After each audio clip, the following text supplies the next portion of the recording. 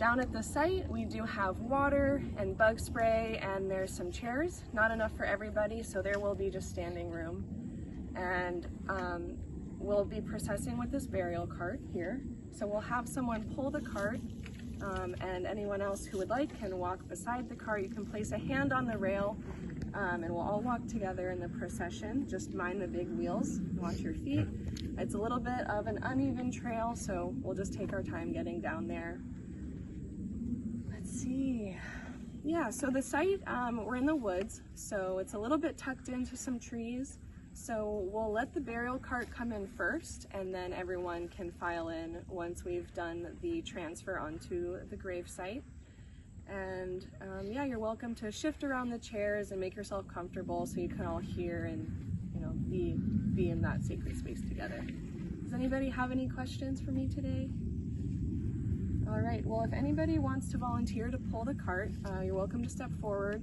Oh, I did not mention the pallbearing. So we're gonna have folks, 6 people will step forward to help lift and transfer the body. Our volunteers are here to help with that process, but anyone that wants to be a part of that, you're very welcome to participate. Yeah, so we'll have the pallbearers do that transfer when we first get there, and then everyone else can gather in. So, I'll pull. Okay, yeah, Kim will pull, and also before we get started,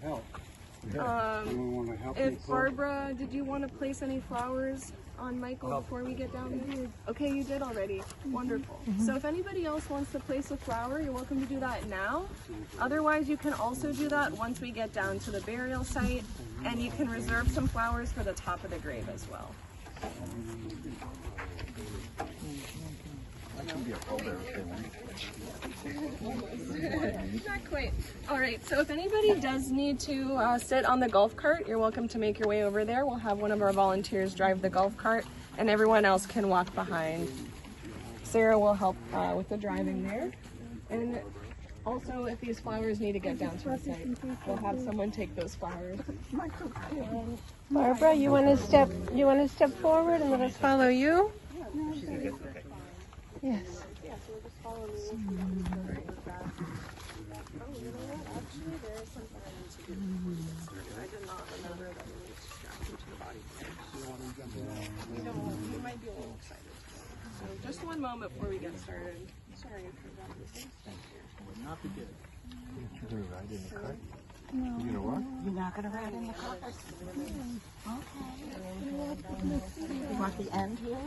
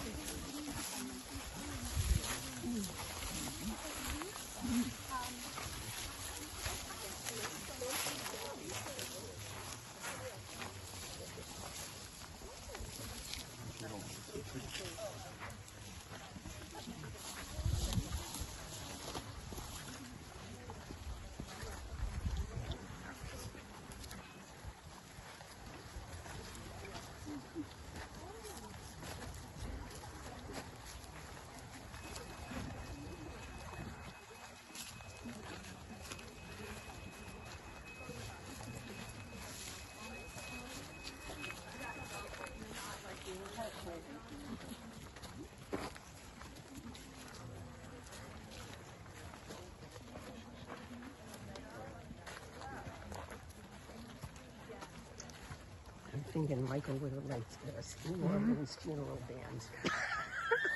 Yeah. The quiet kind.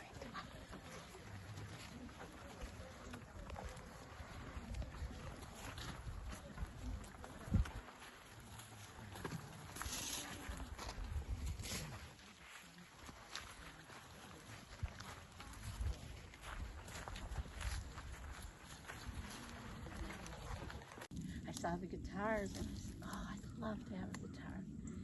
And Michael goes, well, you shouldn't have a guitar. I said, I'd have to pay, you know, with payments. He said, that's okay. I said, oh, great. I said, here, I'll give you first payment, and at the end I'll come and get the guitar. And he goes, oh no, take the guitar right now. Please, take it. And he absolutely put me back to my musical roots. So I adore the man. And I'd also like to chime in right there.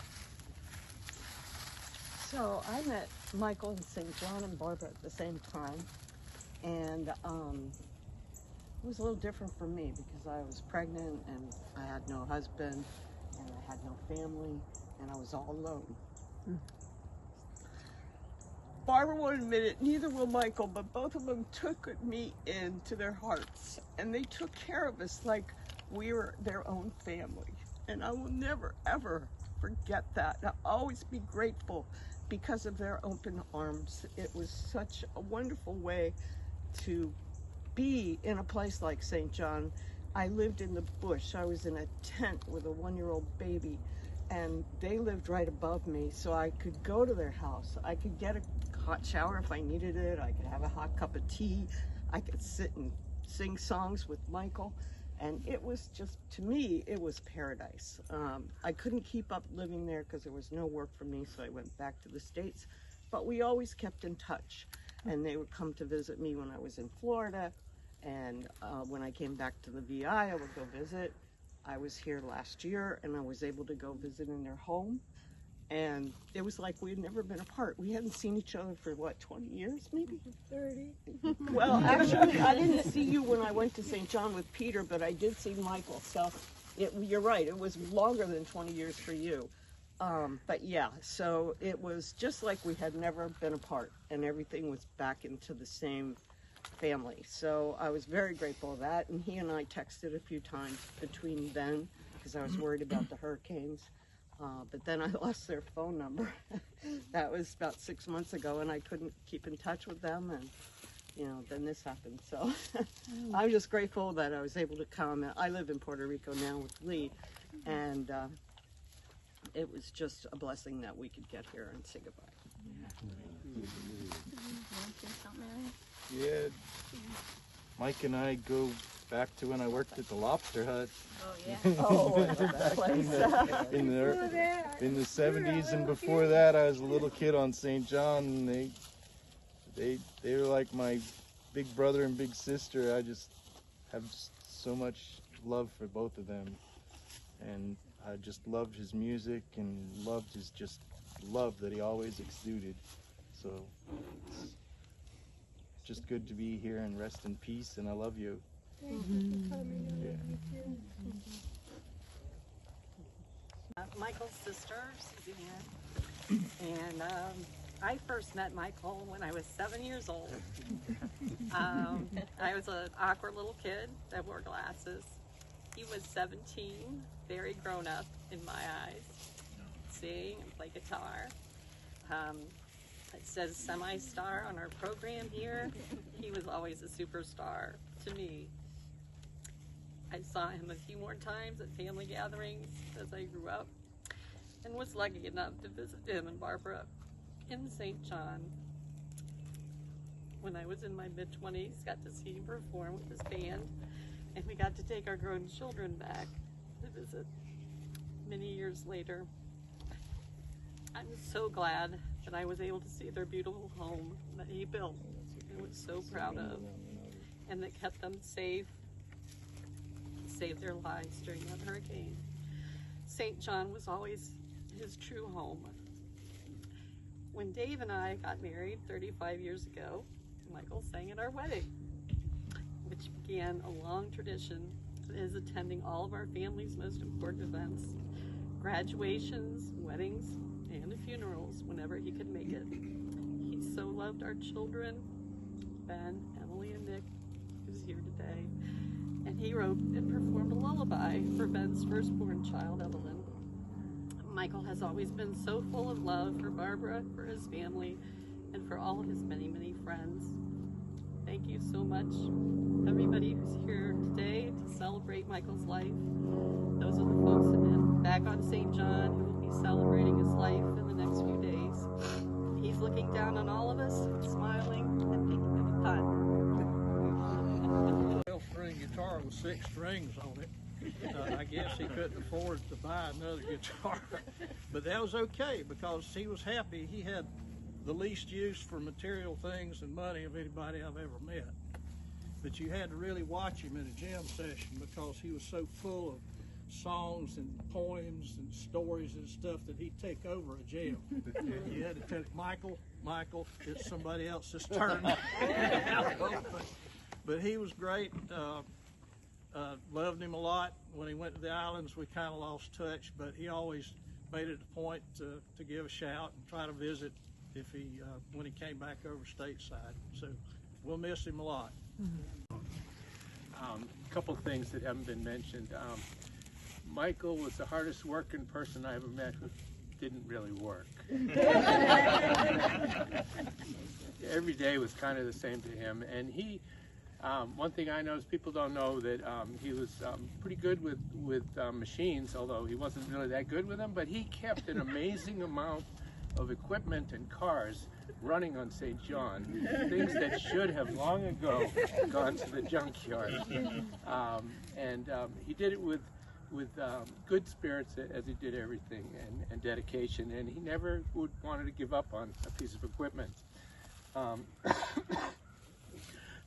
Excuse me, the other thing that I found out recently, well, I knew it, but he sent me a book about a year ago called Silent Cavalry by Hal Raines, which he had discovered, which was about a regiment of soldiers in North Alabama that fought for the Union, the Civil War. And Michael discovered this book with such glee because, although he's a proud Southerner, we all knew that, he was also very fair-minded, and I don't think he took the Southern side in about the Civil War. So he found this book, and he was sure that his people were related, and I have no reason to doubt him, to people who fought in this regiment for the Union from a county in North Alabama. I read the book, but I couldn't really give you a synopsis. But I thought it was really interesting. He was so happy and so proud to send me that book, and he really wanted to talk about it, and we did about a month or so ago. And when I say talk about it with Michael, he talked to me about it. Even though I called him to talk about it. It was just the spigot open. But I've had a few brother-in-laws, and he was very special to me. As much as I didn't see him much, it was so great. I'll never forget walking the streets in St. John and feeling like everybody knew me, and with him, I mean. And just, rest in peace, Michael. What a sweet soul. What's very particular about the friends he chose, and he picked out only the best friends, and he kept them around as long as he could.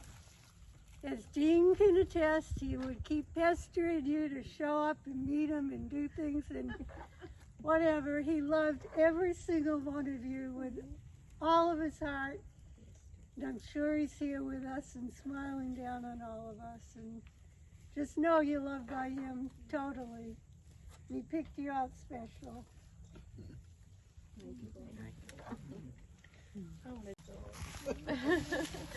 I'm the introvert of the family. I'm Michael's baby sister. I'm Sharon.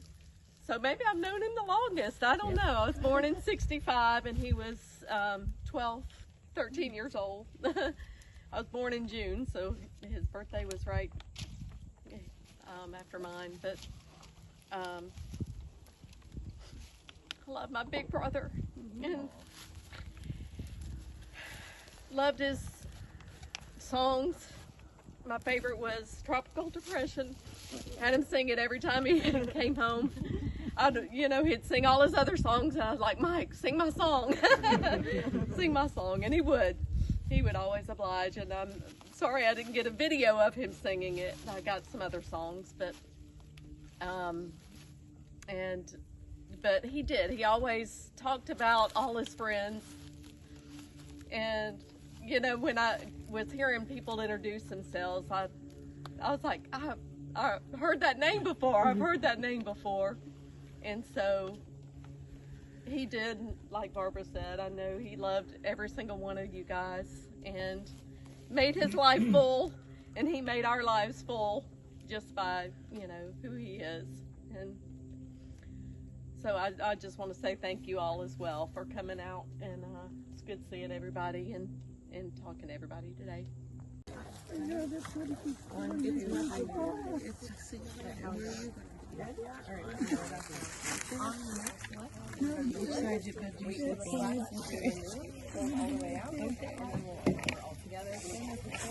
mirroring the person across from you and lowering at the same rate.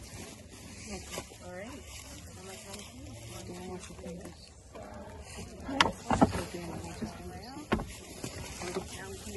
1, 2, 3.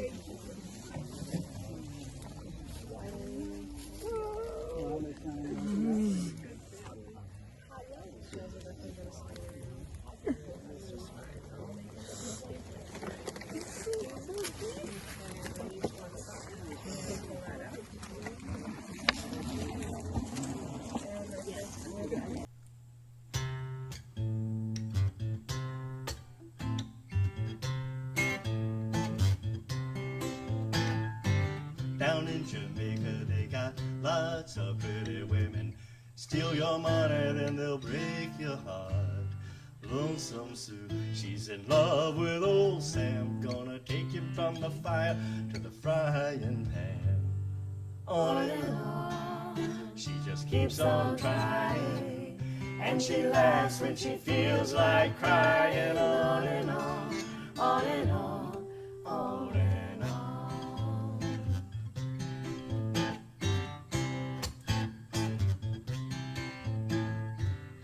Lonesome Larry sits alone in the moonlight, saw his woman kiss another guy. So he takes a ladder, steals stars from the sky, puts on Sinatra and he starts to cry. On and on, he just keeps on trying, and he laughs when he feels like crying. On and on, on and on, on and on. Well, when the first time is the last time, it can make you feel so bad. Well, if you know it, you need to show it. Hold on tight, beggar, please don't say goodnight. Don't say goodnight. I got the sun on my shoulders and my toes in the sand. My woman left me for some other man, and I don't care. I'll just dream and stay tan, toss up my heart and see where it lands. On and on, I just keep on trying, and I laugh when I feel like crying. On and on, on and on, on and on.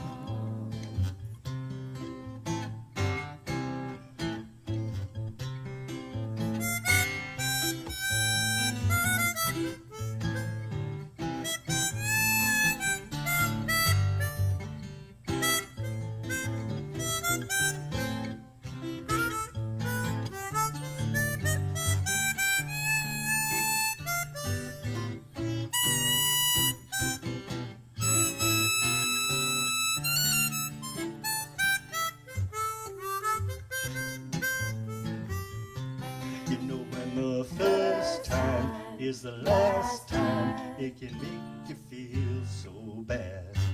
Well, if you know it, you need to show it.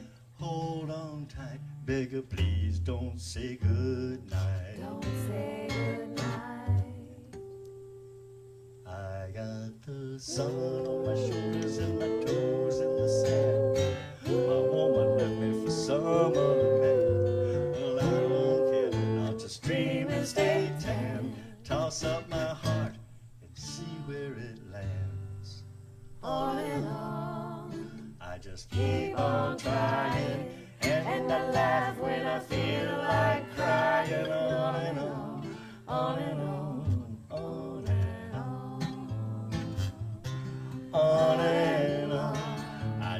just keep on trying, and I laugh when I feel like dying. On and on, on and on, on and on, on and on, on and on, on and on, on and on, on and on, on and on.